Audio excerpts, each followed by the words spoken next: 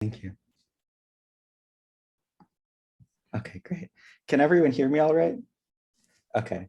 If it gets too noisy, let me know. There's some birds that are like nesting on my patio. So, so yeah, sorry about that, everyone. Bit of a time zone difference. I've been moving in between time zones. I was actually just out and just got back from Washington, D.C., where I was doing some archival work on macrobiotics and its history. So hi, everyone. I'm Dylan Hollingsworth O'Brien. I'm a PhD candidate in cultural anthropology at the University of California, San Diego. And I started there in 2017. So things have gotten a bit delayed with the pandemic, as I'm sure a lot of people can relate to. And I've been working on macrobiotics in some sort of research capacity for about the past 8 years. So today, what I'm going to kind of talk about is thinking generally about the history of macrobiotics, how it began, how it spread, how it ended up coming back to Japan in a really interesting way in this time period that a lot of Japanese teachers and students think about as the macrobiotic boom in about 2007 to 2011, and how that sort of set up a lot of really interesting macrobiotic teaching and organizing and writing that's going on today. And sort of, through all that, I'm going to talk a bit about, some teachers that maybe we're not all familiar with to the same degree as somebody like, Michio Kushi, sort of hopefully learn some new things together. And sort of the overarching message, I guess, of my presentation is that, thinking about how macrobiotics historically has responded to the different times that it's lived in, that it's had to be articulated within, can really teach us a lot about maybe what macrobiotics can mean for us today. So let me begin, by sort of sharing a bit about, my current research and then how I sort of met macrobiotics. So right now with my work, I'm really interested in a sort of swell of macrobiotic organizing where different teachers across Japan amidst the pandemic are beginning to connect with each other in really new and meaningful ways that just wasn't a thing necessarily maybe 5 years ago. So for those that are somewhat familiar with the landscape of macrobiotics in Japan, there's sort of a few main institutions, right? The CI Kyokai in Tokyo that was founded by George Osawa, right? There's the sort of Kushi cooking school as well in Tokyo that is a more recent thing. In Osaka, there's the Seishokukai, or they call themselves in English, the Japan Macrobiotic Association. But Seishoku we'd translate as like eating right. And Kyokai would be like organization. And they branched off from George Osawa actually way back in like, I think it was the 1950s or 60s. There's a guy, Okada Shuzo, who sort of was one of Osawa's early students. And then he founded Seishoku Kyokai in Osaka. So those are sort of the main groups, right? But then you've got a ton of people that have been trained in macrobiotics that are teachers, that run local cooking schools, that are writers, right? Or just normal people spread all throughout Japan, right? And they haven't really been connected in some sort of national organization until very recently, right? So the group that my work has really been focusing on for about the past 3 to 4 years is this new group called Macrobiotic Wa-no-kai. And wa is sort of a play on words, right? So wa, the Chinese character for wa, is sort of like peace, harmony, but also Japanese, right? And so it's this sort of, fun play, right, on macrobiotic principles of balance, but also, thinking about peace and thinking about what does it mean to sort of have this group that unites as macrobiotic. And in the sort of rules for the group, right, they talk about how they're going to unite despite the awareness that different people are going to have different interpretations about things. And so I'm really interested in how they're building this organization, how they're uniting people across Japan of different occupations, right? Some are macrobiotic teachers, some are just office workers.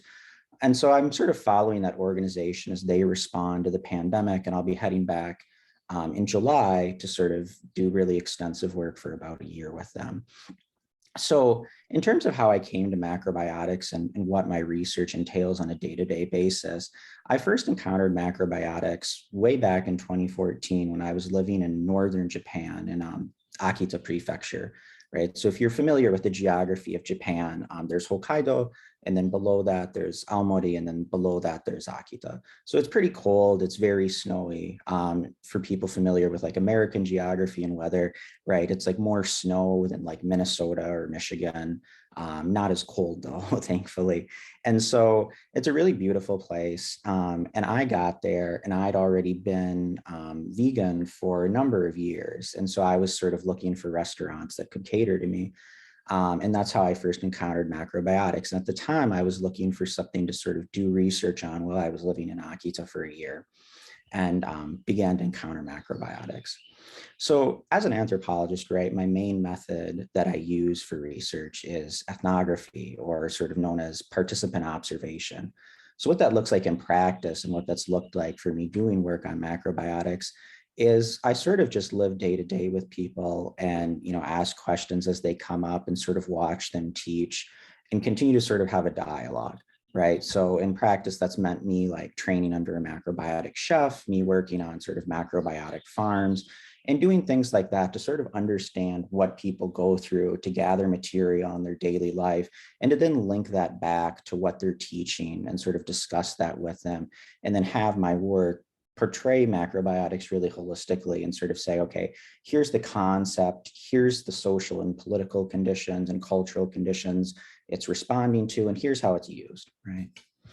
So, like I said, what I want to think about today is, sort of what macrobiotics is doing in Japan today in sort of response to the global spread of macrobiotics and its history. And really key for my thinking on that, and a lot of really contemporary macrobiotic work, is thinking about this macrobiotic boom that happened in 2007 to like 2011, 2012, 2013, depending on who you ask. So sort of what this was is there was a really big uptick in press coverage, positive press coverage of macrobiotics beginning in about 2007.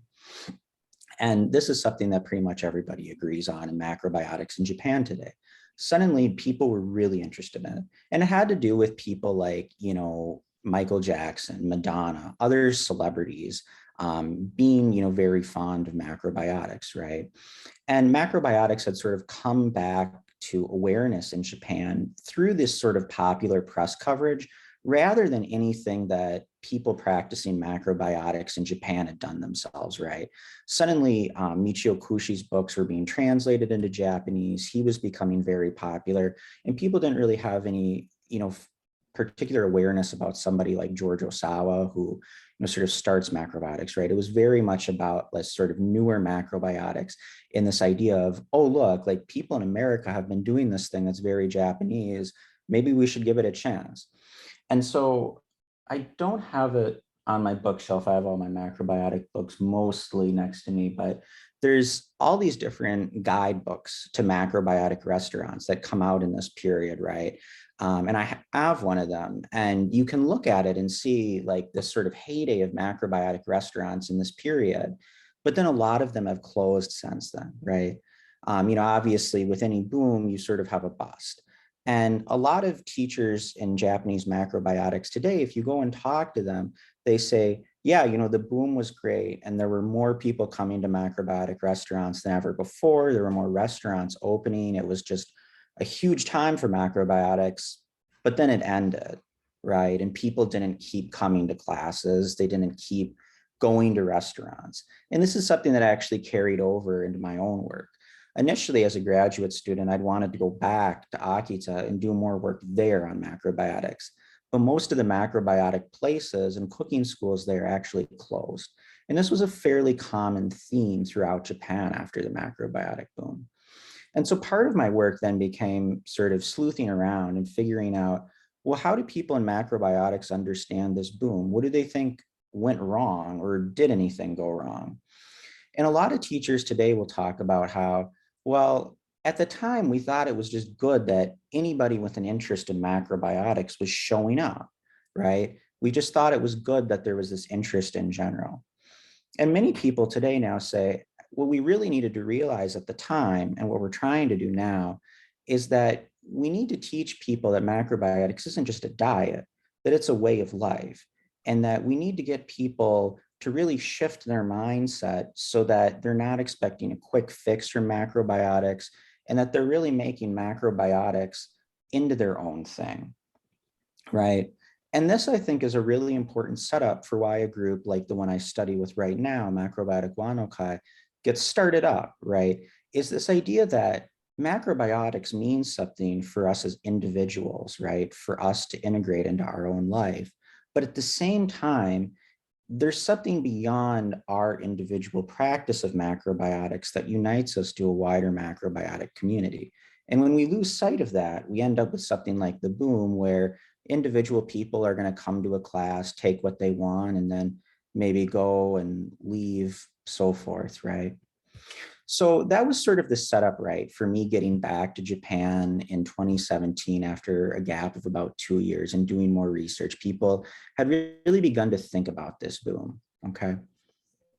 So now many people, right, are going back to the more philosophical writings of people like George Osawa, of people like, Michio Kushi, right? And thinking about, how do we take this really philosophical and theoretical understanding of macrobiotics and begin to integrate it into really practical ways in our daily life, right? Because obviously that's something that's sort of integrated into the teachings of Osawa and Kushi. So different groups, not just Macrobiotic Wanokai, have begun to sort of take this theoretical, this philosophical macrobiotics, this very sort of, far-reaching analysis that's in these earlier books, and begin to think about how we integrate that into a macrobiotic movement today. How do we begin to have a macrobiotics that means something individually, but also has something to say about things like the pandemic, about things, like diabetes rates, right? How do we begin to have this sort of individual and social macrobiotics really fluidly, going back and forth, right? So one of the guys that people are actually going back to in Macrobiotic Wanokai and also in the George Osawa reference room is another group in Tokyo that's really beginning to go back to early documents. People are actually going back all the way to the people that inspired George Osawa, right? So some people may know about these figures, especially Ishizuka Sagan, right? And so keep in mind that Ishizuka is his family name and Sagan is his given name, right? And so they're going back to people like him in order to understand, okay, when George Osawa was writing, who was he writing for? What was he really writing about, right? Because if we go back and we read George Osawa, right, really carefully, we hear him say numerous times that, well, I'm telling you about macrobiotics, but the possibility of being macrobiotics and people teaching things that are macrobiotic has been around for aeons, right? We can think about how in books like The Eternal Youth, right? George Osawa references different macrobiotic figures like Buddha, Jesus. I always get, I think it's Benjamin Franklin that he references as well, as having at least macrobiotic tendencies, right? But how did he come up with this, right? So if we think about George Osawa as somebody that seized on this musogenri or unique principle, right? How did he do it? What were the conditions for him to do that, right? And what does that tell us about macrobiotics at the time? And how does macrobiotics at the time and the way it handled its historical situation, its cultural situation, give us clues for how to respond today, how to develop a really relevant macrobiotics, right? Is sort of what Macrobiotic Wanokai is talking about. So a key influence, right, on Osawa was Ishizuka. And Ishizuka was a military doctor right after the sort of Meiji Restoration in Japan, right? So Japan's in this huge foment of Westernization, right?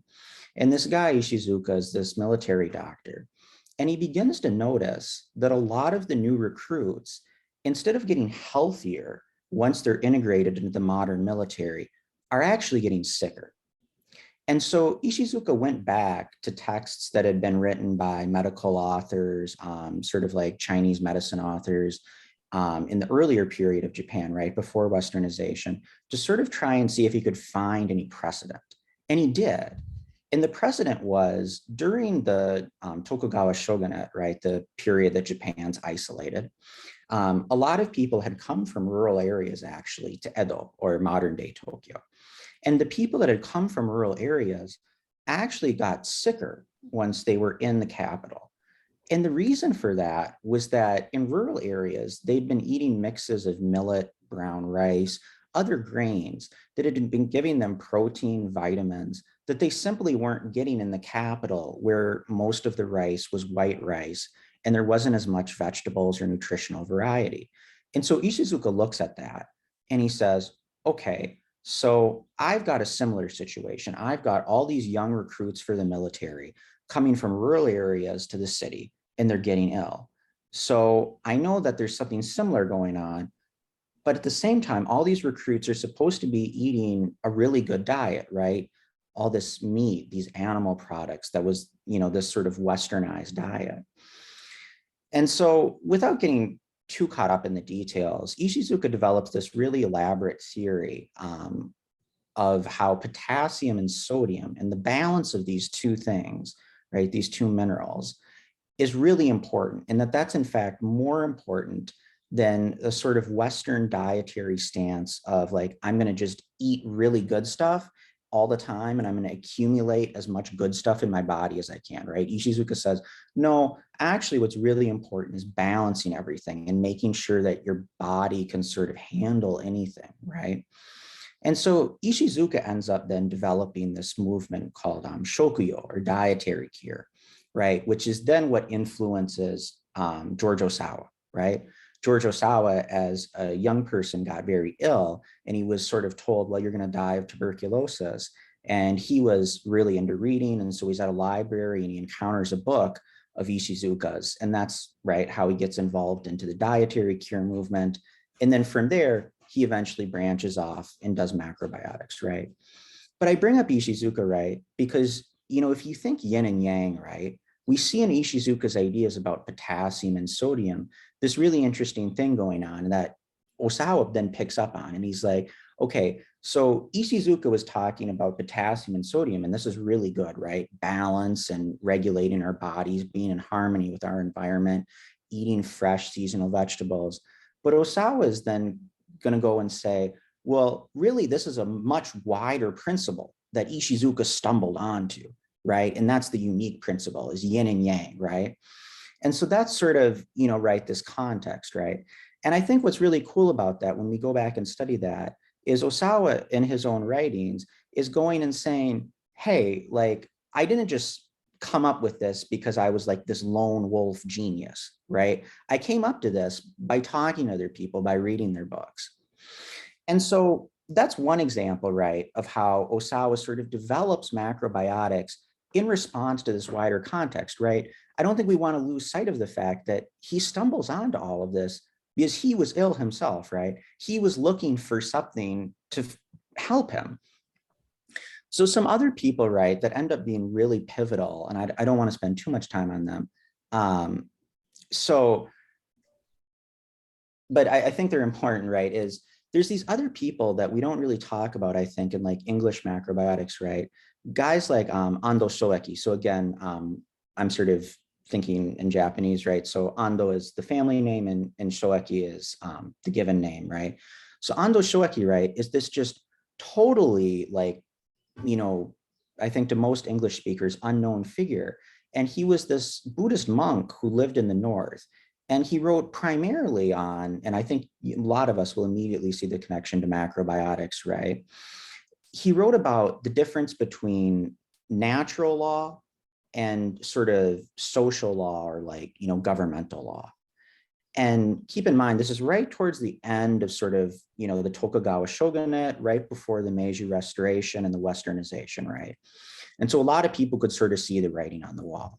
In this guy, Ando, this Buddhist monk, he says, okay, like, all of social law is forcing us to live in ways that are counter to nature, right? And so he said, we need to go back to natural law. We need to go back to living in ways that are equal, that are in harmony with nature, that we're not subjugating nature, and that we're not subjugating other people or other animals, right? And so you can probably immediately see, right, the impact on, George Osawa, right? other figures that were really important to George Osawa, right, as he began to take what Ishizuka did and then develop it into macrobiotics, were figures like, the early, again, this is like Tokugawa shogunate era, right? Kaibata Eken was another military doctor, right? So all of these people sort of influenced Sakura's Osawa. I'm sorry, saying his Japanese name sometimes, right? They influence him as he's developing this new macrobiotics that's synthesizing all of these different people, right? And so again, what do we gain, right, if we go back and visit this, right? We can easily get bogged down in context and immediately trace everything that Osawa says and find some sort of reference or book that, he's drawing on. Well, one thing that's helpful, I think, is to show that macrobiotics was always part of a wider conversation, right? When we go back and read Osawa or Kushi today, we see that these were guys that were really involved, right, in the debates of their time. You can see this too with pretty much any philosopher that you go back and look at, right? You could think of somebody like, Karl Marx, who comes up with communism. People now often treat him as like, that was just one guy and he came up with this, right? But no, just like Osawa, right? These other philosophers throughout history, they've always been responding to problems that have been going on in their time, right? Even if we think about like religious figures and monks that have been like sort of secluded from society, they're often dealing with issues that really matter to them on a personal daily level, right? How do I reconcile my faith with the world I live in, with who I am, right? And so we see when we go back and read these earlier texts that it's not that we want to go back and read them to sort of say, okay, these are the rules that are laid out and I'm going to follow this to a T. But instead, hey, look at how macrobiotics really intervened in this situation, right? What was Osawa doing during World War II? How was he intervening in that?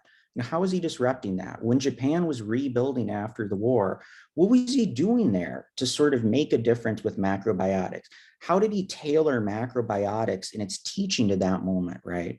Because anybody that's ever taught knows, well, it's one thing to have macrobiotics and to have these principles, but how do you meet people where they're at and deliver that?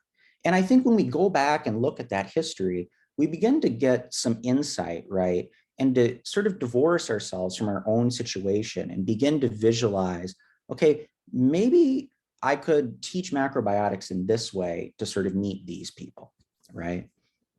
So that's sort of my spiel for that. So moving on to my next set of notes, right, is thinking about these new groups that are popping up in Japan, right? And how they are connecting people across Japan, and they aspire ultimately to make international connections, right? I think what's really interesting there is this idea that, okay, we need to break down the walls between macrobiotic teachers, macrobiotic chefs, macrobiotic students, and we need to build like a wider macrobiotic community. What I think is really interesting about this, right, is as an anthropologist that thinks about, political movements in general, right, is when we're faced with a political movement that wants to change society, right, the political movement is always sort of tasked with not just articulating a new vision of the world that they want to bring about, right, but also modeling that that world is possible, right? And so what's really interesting to me then is to think about, okay, so we've got all of these different macrobiotic people now in Japan coming together in these new groups, right? Especially this macrobiotic Wanokai. Well, how are they going to do that if they don't even necessarily agree on some kind of basic things about what being macrobiotic means, right? How does everybody sort of recognize each other as doing macrobiotics differently, but nonetheless doing macrobiotics, right? How do people build a model for sort of society at large of what being macrobiotic means? And I think, ultimately, right, Macrobiotic Wanokai is sort of right on the money about this, that the way to do that, right, is dialogue, is sort of having these open conversations, of building these new networks, right, of, doing things like what they do, which is inviting teachers from Vietnam to come speak, inviting teachers from Argentina to come speak, and sort of grappling then with, well, macrobiotics in Vietnam means this, and we'd never thought about that. Or macrobiotics in Argentina means this, and we'd never thought about that. What does that mean for us, right? and sort of grappling with what it means for macrobiotics that's endlessly adapting the sort of context that the people who are practicing it live in, right? All of us are, living in specific environments, specific climates. We have our own bodies, right? We have our own people around us. We have our own jobs, right? Some of us have probably lived in areas with more pollution than others. How do we adapt macrobiotics to that, right? You can think of really extreme examples, right?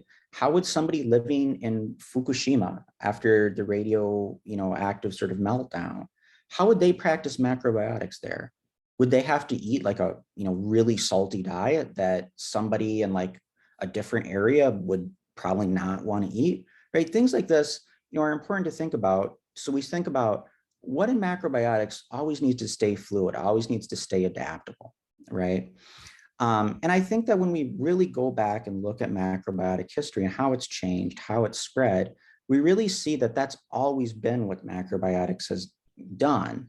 And that looking to that history, right, it gives us some really great intellectual resources about, what are yin and yang, what is the sort of spiral, right? What does it mean to say that humans are a spiral, right? What does it mean to say that the back is always larger than the front, right? Obviously, like those texts give us really great solutions for that. But those texts are also like really urgent pieces of writing that are intervening in the worlds they lived in. And so I think that, both for us and for, macrobiotic organizers in Japan, looking back to that history is really fruitful and is really engaging and can teach us sort of, right, what we want to do today. So that's sort of, my basic remarks on macrobiotics in Japan today and history that I have. So I'll just sort of open up for questions and whatever people want to ask me, and I'm happy to talk about my work or macrobiotic history as I understand it. So yeah. Can you write in the chat the name of that organization and how to be in contact with them? Yeah, for sure. That's great. Yeah, I'll pull up the website really quick. I should have it bookmarked. Okay. I believe the website might have an English option.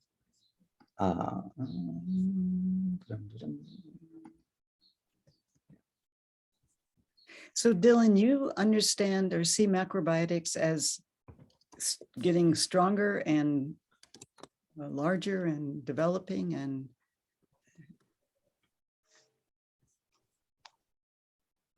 Is that a question? yeah, we got to the question mark. Yeah. Yeah. Yeah, I think that, it depends what we want those words to mean, both from the standpoint of anyone practicing macrobiotics and then from my own standpoint as a researcher. I think it's fair to say that if we would do like a survey of people in Japan who identified as macrobiotics, could we find during the macrobiotic boom that more people identified as macrobiotics than today? Yeah, I think we could. I think there's less people in Japan today, and that's sort of, my area of focus. So I'm not too sure about, a place like America, although I'd hazard the same guess. But at the same time, I think strength doesn't just have to mean numbers. I think strength also might mean getting into a position where, macrobiotic people are ready to go back out and to teach in a way that's really important and relevant, right? I think that, we can ultimately learn from, slips as much as, successes, right? And so I think that the macrobiotic boom, like while there were a lot of people that were probably claiming macrobiotic, what a lot of people meant by that was just a diet, right? And so I think, because of that in Japan, right, there's a lot of people now that are ready to teach a macrobiotics that's sort of saying, hey, like you might have thought this is just a diet, but actually it's so much more. And it offers a lot more than just a diet, right? And so what's really interesting, right, for me in my work is thinking about how in cooking classes specifically that works, right? Because obviously you think cooking classes, a lot of people are going with a sort of food focus. right? But a lot of cooking school teachers in Japan now are sort of saying, well, you came here for just cooking, but look at what else this is about, right? Look at the philosophical principles underlying this and how you can put them in way different parts of your life. And so that's actually then translated to a lot of groups in Japan now, and businesses, I kind of mean, doing things with macrobiotics that aren't just food, right? Macrobiotic toy companies, macrobiotic soap companies, right? Sort of showing that macrobiotics, it isn't just siloed in food, right? It can mean a lot of different things because it's very adaptable, right? And so I think the more that that happens, the more that a lot of people have the opportunity to say, okay, maybe I'm actually not interested in macrobiotics as a diet, but maybe I'm interested in it as like a philosophical set of principles. And I think you're seeing more people today enter macrobiotics in Japan because they really resonate with a holistic view of it than you did maybe 10 years ago. And I think that that ultimately builds a lot stronger foundation. I mean, not just for macrobiotics, but for any movement that has to grapple with something like that, right? The more that you have people really holistically understanding it, really committed to it, right?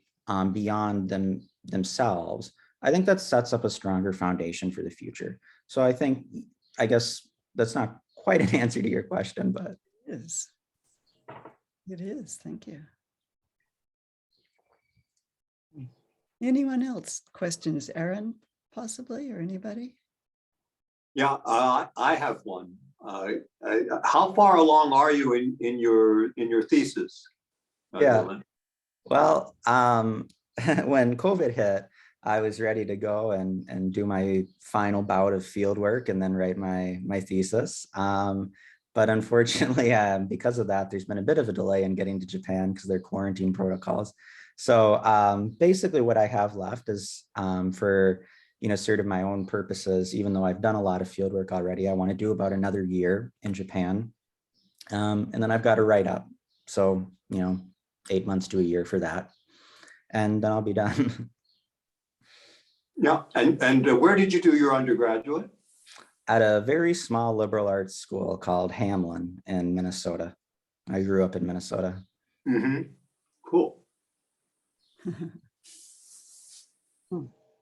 Wishing you all the best of luck. Thank you. Aaron? Question for you. Mhm. Can you hear me? Yes. Okay. Beyond Japan, there are many, many young people today who never heard about macrobiotics, but they promote a belief in some of the principles that are similar to macrobiotics. Many of them are stimulated by the environment. Some of them are by animal rights. And it all falls together and it meshes with the macrobiotics way of life or beliefs. Do you think there's a possibility to engage other groups who are not currently macrobiotics into believing in the macrobiotics field and practices? And how can we do this? Have you thought about these kind of problems? Yeah. Yeah, thank you for that question. Yeah, I've definitely thought about this, and this is something I've sort of broached with people in Japan, sort of based on my own background. I did a lot of animal rights activism and sort of different forms when I was younger. And I've sort of broached this issue of, well, there's a lot of people that are kind of close to macrobiotics. So what about, sort of creating, a platform together with them and maybe, getting them involved in macrobiotics? I think one of the stumbling blocks for that is, there's a lot of people that are really interested in some of the same principles, ideas that macrobiotics teaches, but it's actually within Japan today, some people have a sort of negative image of what macrobiotics, or even more generally, what is called genmai soku, or sort of brown rice diet, which is sort of seen as a more like a wider circle. But people sometimes see people adhering to what they would consider those diets as they actually use the word stoic in English. And then sort of, sullen figures, people that aren't very fun. And so one of the ways that I've seen a lot of macrobiotic people, especially in Tokyo, trying to connect with younger environmentalists, younger animal rights people, younger, people in general, is to offer like a really fun vision of macrobiotics, like a really lively vision of macrobiotics of like, okay, like you think that macrobiotics is just for like moms and like older people. Well, we're going to show you like these really fun like spreads, and we're going to create really fun, trendy restaurants. And so I think, things like that are one way that I'm seeing that sort of reaching out. But I think, another thing is like people in Macrobiotic and Wano Kai are thinking about how do we make, George Osawa and Michio Kushi into these figures that are relevant, not just to us, but to like wider intellectual discussions. How do we teach people that like George Osawa and Michio Kushi had really interesting things to say, not just for macrobiotics, but for like wider discussions? And that's another way. But I think, ultimately, when I really look at things in Japan as they are today, and thinking about who enters macrobiotics and who's sort of interested in the ideas, there's actually a lot more push factors pushing people towards macrobiotics than direct pull factors, I feel. And what I mean by that is there's a lot of young people that aren't really super happy with working a ton of overtime, which is very common in Japan for white collar jobs. They're not happy with that. They're kind of tired of eating, convenience store lunches and dinners, right? They wish they had more free time. They wish they had more of a sense of purpose. And I think factors like that, are very common to many of us in the societies we live in today. And they push people towards macrobiotics such that somebody's maybe, picks up a book that's not like really theoretical or anything, but it's just like a, one person that gets a lot of people into macrobiotics in Japan today is Wakasugi Obata. She's not, I don't think, really translated into English, but I believe her name is, excuse me, Wakasugi Aiko. No, that's Tanaka Aiko. I think it's Wakasugi Tomoko.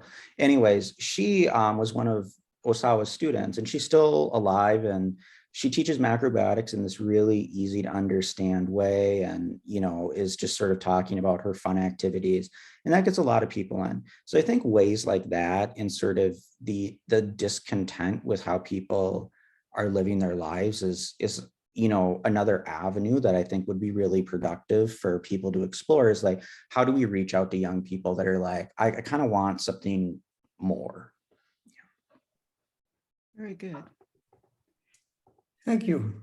Yeah, that's a nice positive note. I guess we'll conclude with that one then, because you did a masterful job. I really appreciate it. I appreciate you. I appreciate all of your research and your dedication.